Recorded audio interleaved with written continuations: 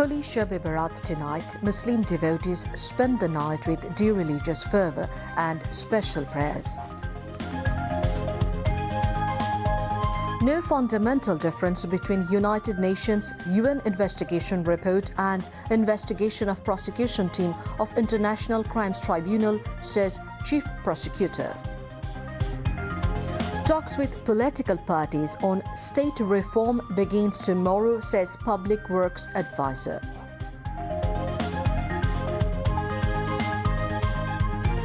Rally staged with dead body of Shahid Hassan, a victim of anti-discrimination student movement. Students demand ban on Awami League. Pohila Falgun today, the first day of spring. Kaleidoscopic events across the country marks the day. Munich Security Conference will discuss halting of Ukraine war, says Donald Trump.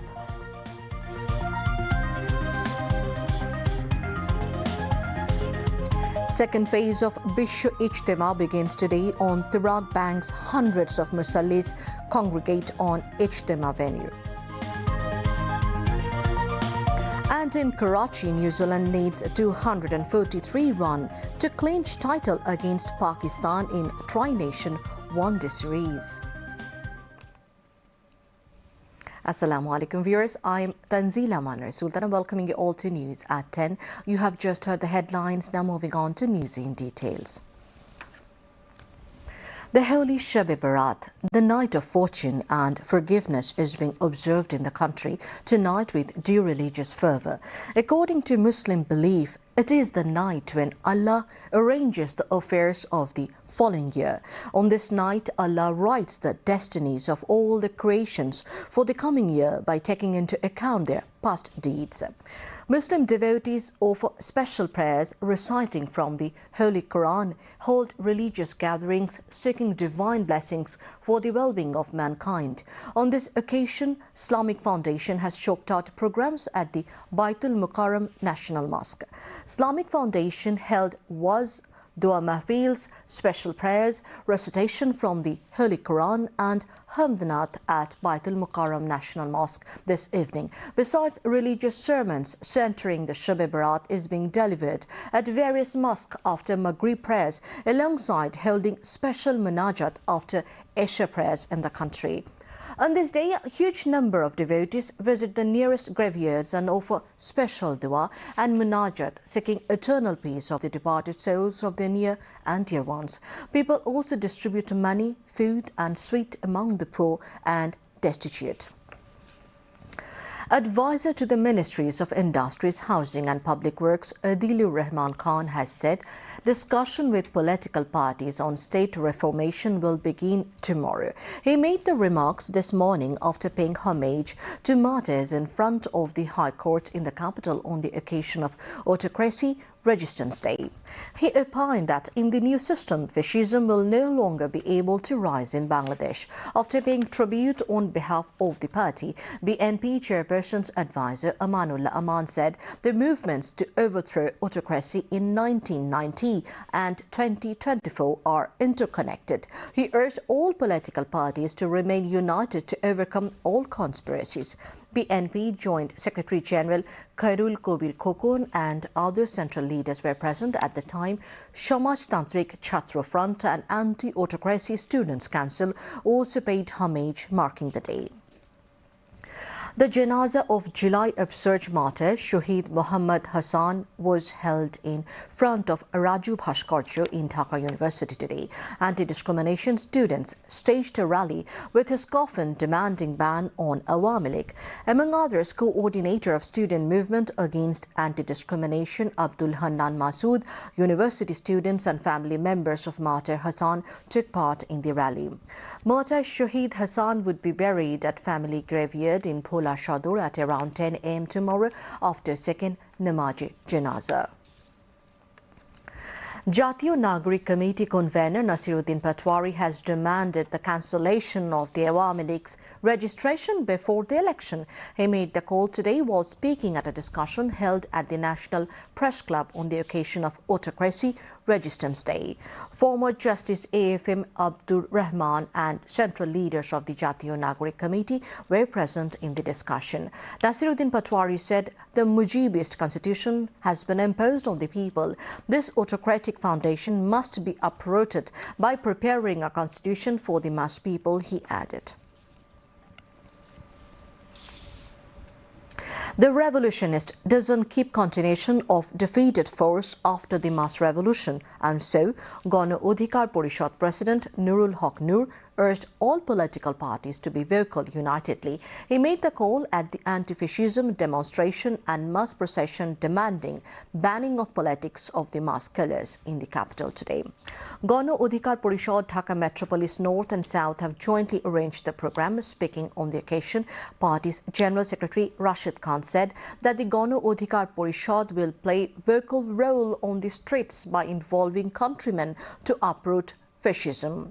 In the afternoon, a demonstration meeting was held in front of the party's Bijaynagar Central Office. Advocate Najimuddin, Metropolis South President, presided over the meeting. Party's top council member as well as leaders of Metropolis and Thana units and front organizations spoke on the occasion. Later, a mass procession paraded the main thoroughfares of the city. Today is the first day of Falgun, the 11th month of the Bangla calendar. Usually on the first day of Falgun or Pohela Falgun, the weather starts to change, leaving behind winter, and Bashunto or spring begins.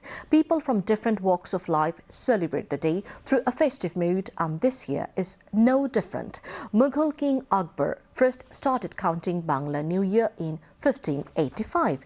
He introduced 14 festivals centering the New Year, and Bashunto Utshab is one of them. In Bangladesh, celebration of Bashunto Utshab began in 1401 Bangla calendar. In order to welcome the Bashunto or the spring season, fairs and cultural programs have been organized at different places in the country. Bashunto celebrations are underway at the Fine Arts Faculty in Dhaka University. Today marks the first day of Falgun or spring season at the Umur Ekushe Book Fair. The fair started to get momentum in the morning with the presence of children. The Umur Ekushe Book Fair took a new look as book lovers thronged there, marking the Pohela Falgun or the first day of spring. Publishers said due to Pohela Falgun, the sale of books increased to a great extent.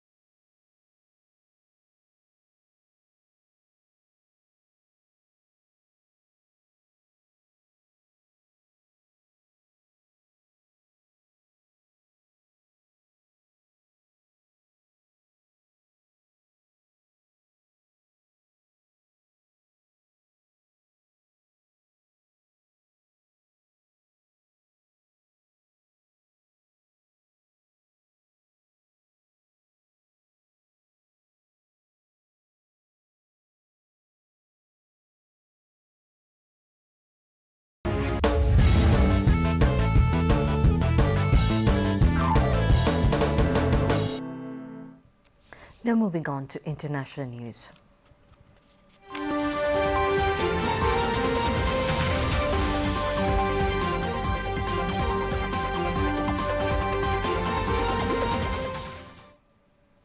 President Donald Trump has announced that US, Russian and Ukrainian officials will meet at a security conference in Munich on Friday for talks on how to end the war in Ukraine. The US president announced a three-way meeting in Munich during a press conference on Thursday without giving any further details. However, Russia, which is not officially attending the annual forum in Germany, did not comment, and a senior Ukrainian official said talks with Russians in Munich were not expected. America's NATO allies are still reacting to Trump's surprise announcement this week that he and Russian President Vladimir Putin had agreed in a phone call to begin talks to end the war. Ukrainian President Volodymyr Zelensky is due to meet Trump's Vice President J.D. Vance in Munich. Zelensky is also expected to meet U.S. Secretary of State Marco Rubio. United States President Donald Trump has proposed talks with China and Russia to discuss reducing all three countries' nuclear stockpiles and slashing their defense budgets in half. Speaking to reporters at the White House on Thursday, Trump said he hoped to meet Chinese President Xi Jinping and Russian President Vladimir Putin when things calm down. Trump said that there was no reason to build new nuclear weapons when Washington's existing arsenal could destroy the world 100 times over and public funds could be spent on other things that are actually hopefully much more productive. Trump said he and the Russian leader had agreed to pursue arms reduction in a very big way. Trump said that it would be a sad day if the U.S. ever needed to use its nuclear weapons. The U.S. and Russia account for the vast majority of the world's nuclear weapons stockpile, possessing an estimated 10,805 warheads between them, according to the Arms Control Association, a U.S.-based non-profit. Indian Prime Minister Narendra Modi has hailed a mega partnership between the US and India as he and US leader Donald Trump wrapped up a meeting in which they announced a deal for Delhi to import more US oil and gas in an effort to shrink the trade deficit between both countries. Modi's two-day visit comes as Trump recently ordered that all the U.S. trading partners, including India, should face sweeping reciprocal tariffs.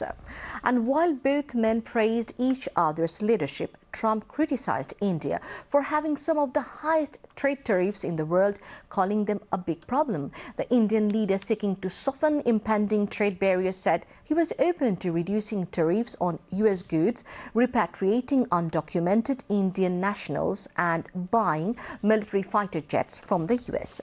At a joint news conference, Modi made several references to Trump's Make America Great Again slogan, including his own spin to it, "It's Make India Great Again, MEGA," Modi said. Mega plus MEGA is a mega partnership for prosperity. Trump also added that India would be purchasing a lot of our oil and gas in an effort to close the trade deficit between both countries. They need it and we have it, Trump said.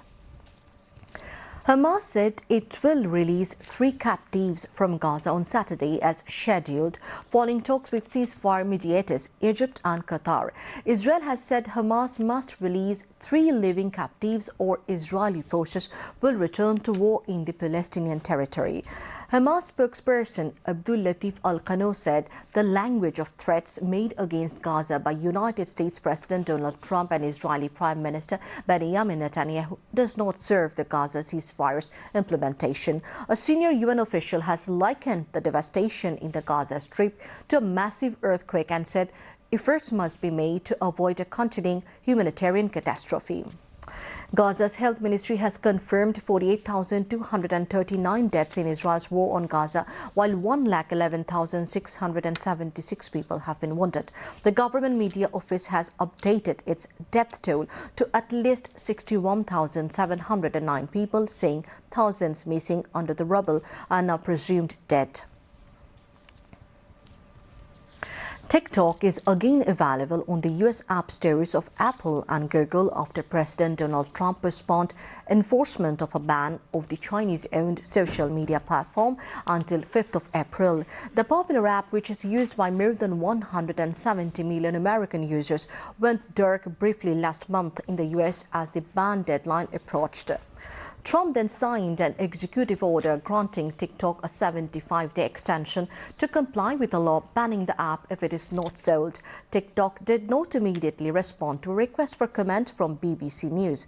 According to Bloomberg, which first reported TikTok's return to app stores in the US, the decision to resume its availability came after Apple and Google received assurances from the Trump administration that they would not be held liable for allowing downloads and the ban wouldn't be enforced yet.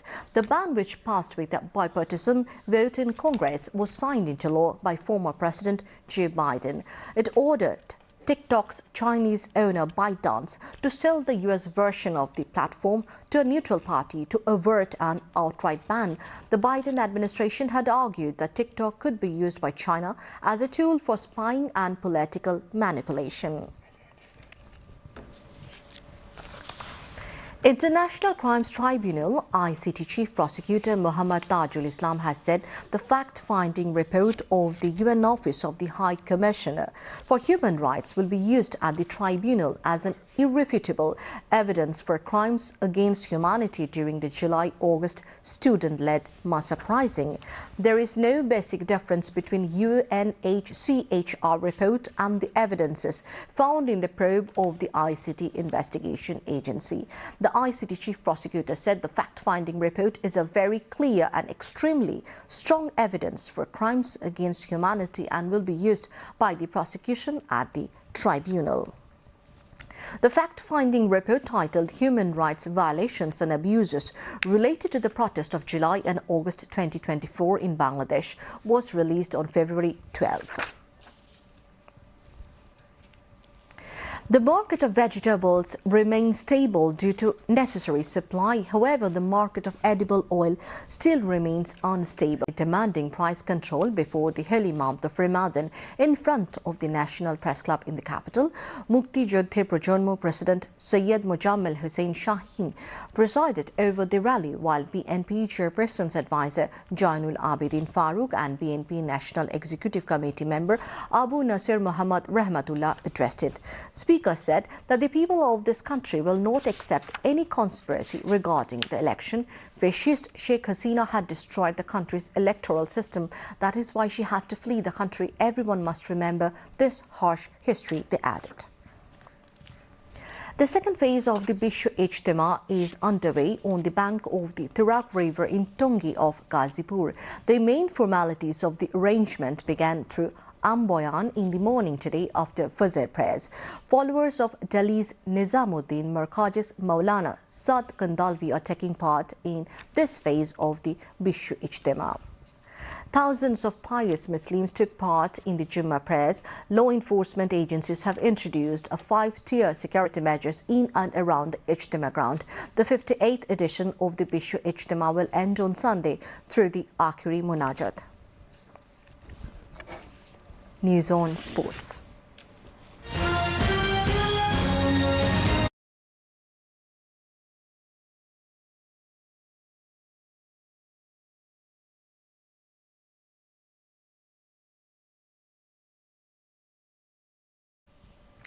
New Zealand are now batting against Pakistan to chase the victory target of 243 runs in the final match of the Tri-Nations ODI tournament in Karachi. The Kiwis scored 204 runs for 4 wickets in 40 overs when report last came in. Earlier, Pakistan batted first and scored 242 runs for all in 49 overs, 3 balls. Mohammad Rizwan scored 46 while Salman Agha scored 45 runs for Pakistan. Sri Lanka defeated Australia by 174 runs in the second and final ODI in Colombo today. As a result, the Lankans whitewashed the Aussies by 2-0 in the 2-match series. Earlier, Sri Lanka won the toss and elected to bat first in the series decider match at the R. Premadasa Stadium. The Lankans scored 281 runs for 4 in their stipulated 50 overs. Kusal Mendes scored 101 and Charit Asalanka scored an unbeaten 78 runs for the team. In reply, Australia were bowled out for just 107 runs in 20 overs, 2 balls.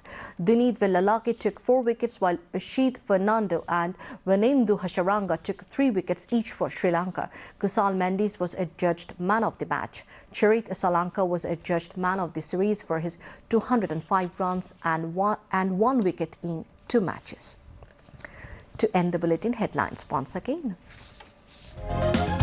Holy Shab-e-Barat tonight, Muslim devotees spend the night with due religious fervour and special prayers. No fundamental difference between United Nations UN investigation report and investigation of prosecution team of International Crimes Tribunal, says Chief Prosecutor. Talks with political parties on state reform begins tomorrow, says Public Works advisor.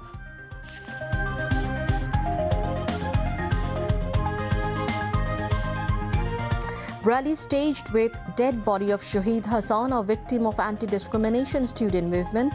Students demand ban on Awami League. Pohila Falgun today, the first day of spring. Kaleidoscopic events across the country marks the day.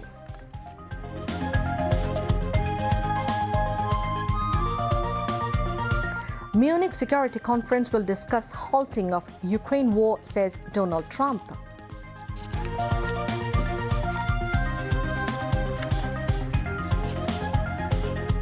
Second phase of Bishwa Ijtema begins today on Tirag Banks. Hundreds of Musallis congregate on Ijtema venue.